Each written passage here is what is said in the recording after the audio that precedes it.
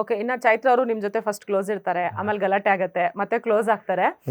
But ಇವಾಗ ಏನಂದ್ರೆ ಮತ್ತೆ ಇವಾಗ ಇದ್ರಲ್ಲಿ ಜೈಲಲ್ಲಿ ಇದ್ದಾಗ ತ್ರಿವಿಕ್ರಮ್ ಮತ್ತೆ ಚೈತ್ರ ಅವರು ಮತ್ತೆ ಸ್ವಲ್ಪ ಒಂದಾಗಿರೋ ತರ ಇದಾರೆ. ಬಟ್ ಅದಕ್ಕಿಂತ ಮುಂಚೆ ಚೈತ್ರ ಅವ್ರು ಕೂತ್ಕೊಂಡು ಒಂದ್ ಮಾತು ಹೇಳ್ತಾ ಇರ್ತಾರೆ, ನಾನ್ ಸತ್ರು ಕೂಡ ಆ ವ್ಯಕ್ತಿ ಬಂದು ನನ್ನ ನೋಡ್ಬಾರ್ದು, ನನ್ ಮನೆಯವ್ರಿಗೆಲ್ಲ ಹೇಳ್ಬಿಡ್ತೀನಿ ಅಂತ. ಅಂತ ದ್ವೇಷ ಏನಿದೆ ಅವ್ರಿಬ್ರು ಮಧ್ಯೆ ಅಂತ? ಮೇ ಬಿ ಚೈತ್ರ ಹತ್ರ ಹೇಳಿರೋ ಒಂದಷ್ಟು ಮಾತುಗಳು ತ್ರಿವಿಕ್ರಮ್ ಹೇಳಿರೋ ರೀತಿ ಆ ವ್ಯಕ್ತಿ ಇಲ್ಲ ಅನ್ನೋದು ಅದಾದ್ಮೇಲೆ ಚೈತ್ರ ಗೊತ್ತಾಗಿರೋದು. ಸೊ ವ್ಯಕ್ತಿ ಆಡಿದ್ದೇ ಒಂದು ಇರೋದೇ ಒಂದು ಅಂತ ಅವ್ರಿಗೆ ಅನ್ನಿಸ್ದಾಗ ಮೋಸ್ಟ್ಲಿ ಆ ಥರ ಆಗಿದೆ. ಯಾಕಂದ್ರೆ ನಾವು ಚೈತ್ರನ್ ತುಂಬಾ ಸತಿ ಕೇಳಿದ್ವಿ, ಏನ್ ಮಾತಾಡಿದ್ರೆ ಹೇಳಿ, ಅಟ್ಲೀಸ್ಟ್ ನಮಗೂ ಒಂದು ಕ್ಲಾರಿಟಿ ಸಿಗುತ್ತೆ. ಅದೇನು ಅಂತ ಹೆಲ್ಮೆಟ್ ಆಗ್ಲಿಲ್ಲ ಈ ವಾರ ಉಳ್ಕೊಂಡೆ ಅಂದ್ರೆ ಹೇಳ್ತೀನಿ ಅಂತ ಹೇಳ್ತಿರೋ ವ್ಯಕ್ತಿ ಅದೇನು ಅಂತ ಹೇಳ್ಬಿಡಿ, ಕ್ಲಾರಿಟಿ ಸಿಗುತ್ತೆ, ನಮಗೂ ಒಂದು ಪಿಕ್ಚರ್ ಬರುತ್ತೆ. ಇಲ್ಲ ನಾನು ಹೇಳಲ್ಲ, ಹೇಳ್ಬಿಟ್ರೆ ಅವ್ರ ಬಗ್ಗೆ ಬ್ಯಾಕ್ ಬಿಚಿಂಗ್ ಮಾಡ್ದಂಗೆ ಆಗುತ್ತೆ.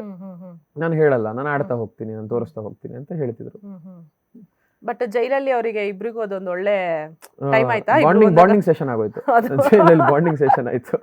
ನಾನ್ ಅನ್ಕೊಂಡೆ ಅವ್ರಿಬ್ರು ಮಾತಾಡೋದೆಲ್ಲ ಒಳಗಡೆ ಫುಲ್ ಗಲಾಟೆ ಮಾಡ್ಕೊಂಡು ನಾವು ಅದೇ ಅನ್ಕೊಂಡ್ವಿ. ಇವ್ರು ಕಳಪೆ ಸಿಕ್ಕಿದ ತಕ್ಷಣ ಖುಷಿಯಾಗಿ ಹೊಟ್ಟೋದ್ರು ಚೈತ್ರ.